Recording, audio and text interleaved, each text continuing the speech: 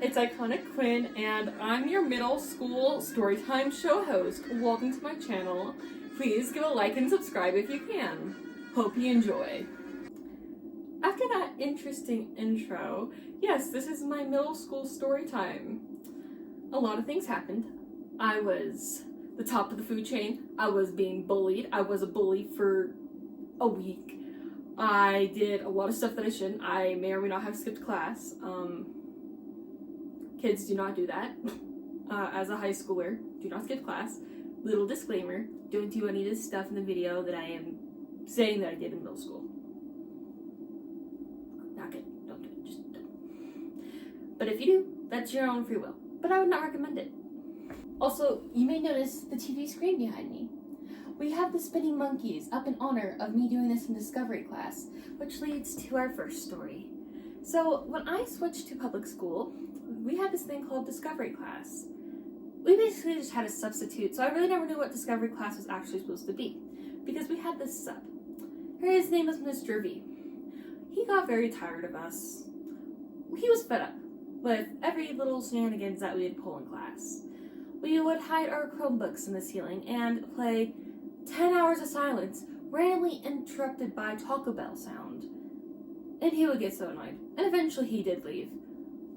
But then we got this other sub, who did not care if we were on our phones, did not care what the heck we were doing on our Chromebooks. And the one thing that we do on our Chromebooks half the time is crap like this. Spinning things. Spinning chips, spinning monkeys, walking polar bears, spinning eggnog. Yes, spinning eggnog. We would also figure out how to download Firefox on our Chromebooks, and we would have unlimited access to literally everything. So that's our first story, is Discovery class. Discovery class was Discovery Chaos class, because we actually never had any class in there. My second story is from when I was in 7th grade, but at the charter school that I was still at. Me and my friends decided to do this one little sneaky thing. We really hated our math teacher. He was really mean to us. So we had the whole bright idea just to, skip class and be like, bye, Mr. Roberts. Because he would target me and my friend for literally no reason. And he would always make us sit in the front because we were misbehaving, except the boys would always misbehave more than we would. And so, me and my friend decided to skip class, walk to the bathroom, hide in the big stall because we could, and it was the most comfortable place to put all our stuff because we just grabbed our stuff from our lockers, hid in there. And then second period, or I guess it was third period, rolls around. We decided to go to English because there was a test that we didn't want to miss because we were still nerds. We were still goody two-shoes. And so we went to our third period, and this girl comes up to us and she's like, "You were skipping class? Oh my god, that's so cool. Can I come?" And so we let this third girl join us. And so we hid for the next 2 periods until lunchtime. My friend had to go to the front office to get her insulin because she's diabetic. And so that caused some suspicions because the front office notices when there are missing attendances. So after lunch, we decided we can't hide in the school cafeteria bathrooms because the janitors come in. And so we decided to start walking back to the bathroom that we were originally hiding in, when we hear this forbidden sound coming from behind us. Click, click, click, click. And we were like, oh my god, no. And our faces turned pale. And we turn around and we see the assistant principal. And mind you, she was terrifying. Miss Aquino, if you met her, she's the type of principal who would be in your nightmares.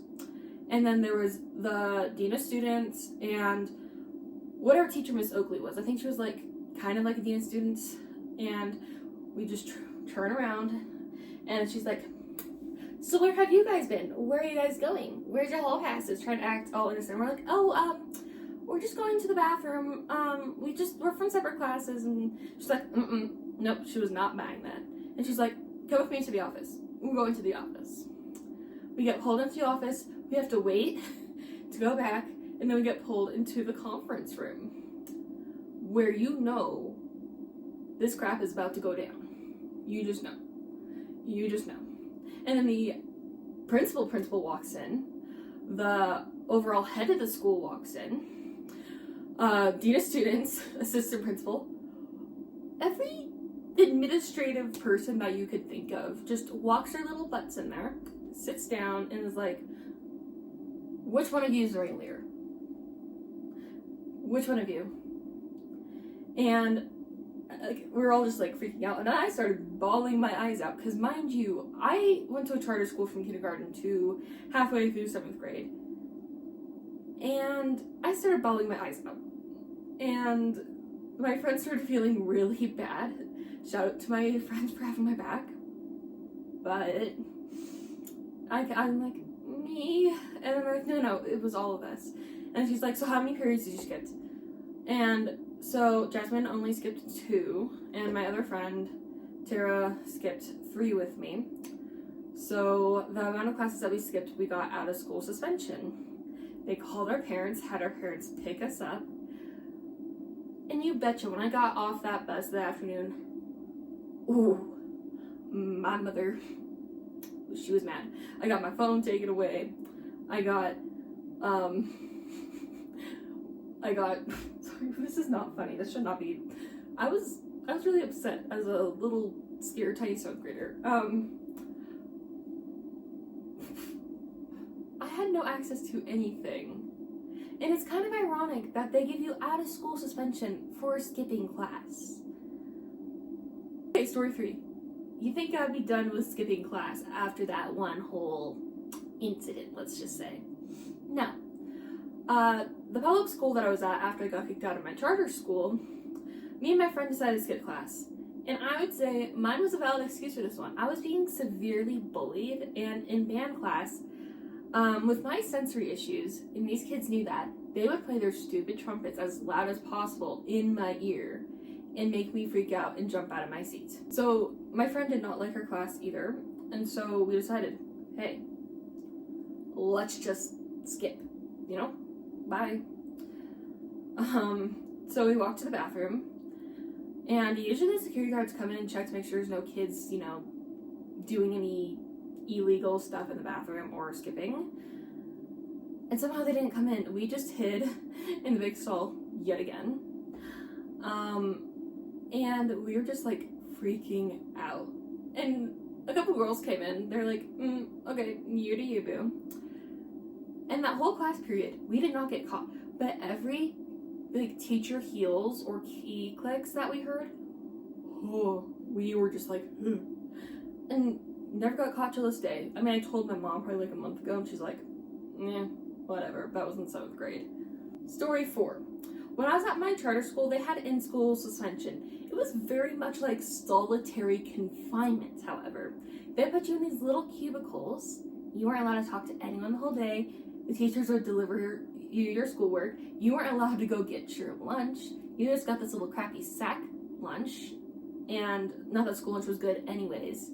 But you would miss out on everything. Even if it was like a school event day, everything. And you had to wear like khaki pants because we had a uniform and a white polo shirt so they know that you're an ISS student. And boy did I hate that. But I happened to be in with this other kid, and he was a blast. He showed me how to jailbreak the school computers, and we played the No Wi-Fi Dinosaur game, Roblox, all of that fun stuff. And he's like, ISS is not that bad. And I'm like, When I go home, my mom yells at me, but I got ISS multiple times. And honestly, it was better than sitting in a classroom getting yelled at by really strict teachers. Story 5. When I was at my charter school, yet again, I had this math teacher in 6th grade. She was very short, had a short temper, Closer to hell, yeah. And she's my math teacher. I struggled with math. And I shut down because that's just how I'm made. So I just was sitting here all shut down, and here's my desk. She's like, this is what you get for not paying attention to my class. And she just throws all my stuff off my desk. I kid you not. Everyone turns around, looks at me, jaw dropped.